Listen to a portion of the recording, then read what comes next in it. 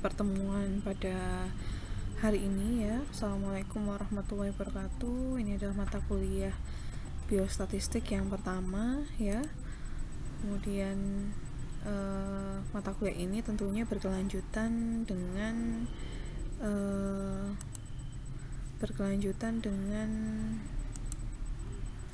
konsep dasar statistik ya, atau metode penelitian yang kita kemarin sudah bahas ya. Jadi dari konsep dasar statistik ini ya, kita membahas tentang apa itu analisa data dan sebagainya ya. Cuman pada kesempatan pada pagi hari ini secara singkat ya, untuk di dasar-dasarnya seperti apa. Jadi tidak terlalu sampai ke dalam ya. Jadi kalau sudah pernah mendapatkan maka hanya mereview saja. Kemudian adapun sejarah statistik ya.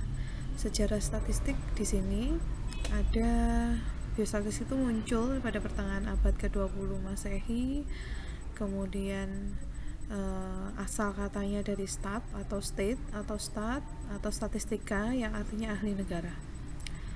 Kemudian muncul karena upaya-upaya pengungkapan fenomena alamiah yang berkaitan dengan kepentingan pemerintah dan masyarakat. Jadi awalnya statistik ini memang dibutuhkan karena untuk kepentingan pemerintah dan masyarakat. Jadi adanya menguak suatu fenomena sehingga dibutuhkan statistik tersebut.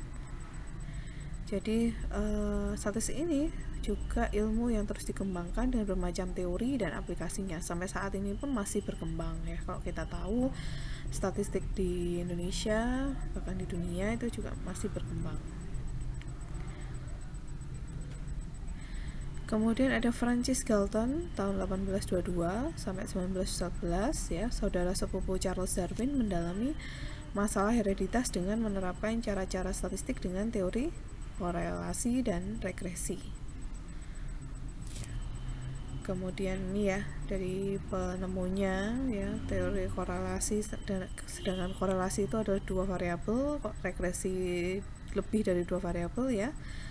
Kemudian ada sejarah dari Carl Pearson dari pada tahun 1857 sampai 1936 mengemukakan suatu teori baru yang sangat terkenal, yaitu chi-square distribution atau chi-square ya. Kita sering sebutnya chi-square tapi penyebutan lainnya adalah chi-square atau x kuadrat. Kemudian abad ke-20 William S. Gosset pada tahun 1876 sampai dengan 1937 dengan hasil temuan student distribution, dan juga terkenal karena banyak menulis tentang sampel kecil atau small sample theory ya. Kemudian ada R.A. Fisher ya pada tahun 1890 sampai dengan 1962 sangat membantu perkembangan statistika dengan mendorong pengguna statistik untuk tetap menerapkan prosedur-prosedur statistik dalam penelitian setiap bidang ilmu, terutama dalam bidang ilmu pertanian, biologi dan genetika ya. Jadi kalau kita masuk di dalam kesehatan mungkin sangat-sangat memerlukan ilmu statistika ini. Kemudian ada J. Newman pada tahun 1894 dan S. Pearson tahun 1895 ya. Kemudian di Pearsonnya ini pada tahun 1936 sampai 38, maka dia gabung dengan Newman ya untuk memunculkan teori pengujian hipotesa yang merangsang sejumlah besar penelitian menerapkan statistik induktif ya. Statistik induktif yang dimana statistik induktif itu dari khusus menjadi umum ya, menggeneralisasikan suatu temuan gitu. Kemudian dalam berjalannya waktu, lambat laun arti peran dan fungsi statistik itu berubah ya. Jadi ada perubahan tidak hanya untuk pemerintah, tidak hanya urusan negara, tetapi juga berkembang menjadi suatu ilmu pengetahuan statistika baik murni maupun terapan yang terus berkembang ya pada penemuan hal-hal yang unik dan baru. Kemudian penerapan teknik-teknik sedemikian rupa sehingga ketidakpastian penerapan statistik induksi dapat dievaluasi terhadap permasalahan yang muncul, dapat digunakan pendekatan yang lebih objektif. Jadi ada penerapan teknik-teknik ya. Kemudian permasalahan yang muncul itu dapat digunakan menjadi yang lebih objektif pendekatannya. Nah, Pengertian statistika sendiri ada beberapa pengertian. Menurut Edward A. Lewis, suatu prosedur ilmiah untuk mengembangkan ilmu pengetahuan.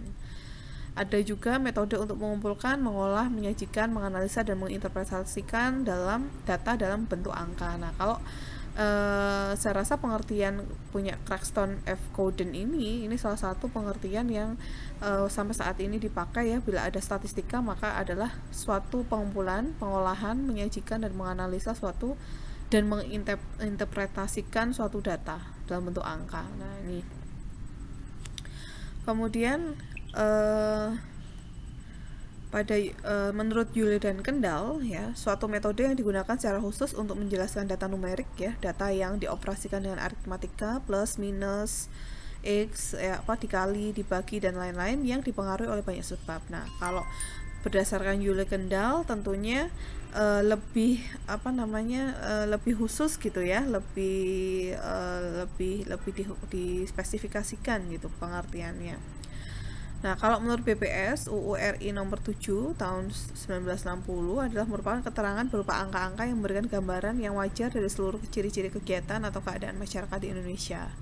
Nah, kita tahu sendiri ya, menurut BPS itu adalah UU RI ini pengertian di statistika, memang di BPS itu mempresentasikan atau menggambarkan suatu wilayah atau masyarakat kita di Indonesia secara keseluruhan. Jadi kalau mau minta karakteristik remaja di suatu daerah atau di seluruh Indonesia, ya kita bisa buka di webnya BPS, maka tersaji data angka-angka itu ya, jadi berapa persen dari total dan sebagainya. Pengertian biostatistik sendiri adalah merupakan salah satu aplikasi konsep dan metode statistika yang diterapkan pada ilmu biologi kedokteran, farmasi, dan kesehatan ya.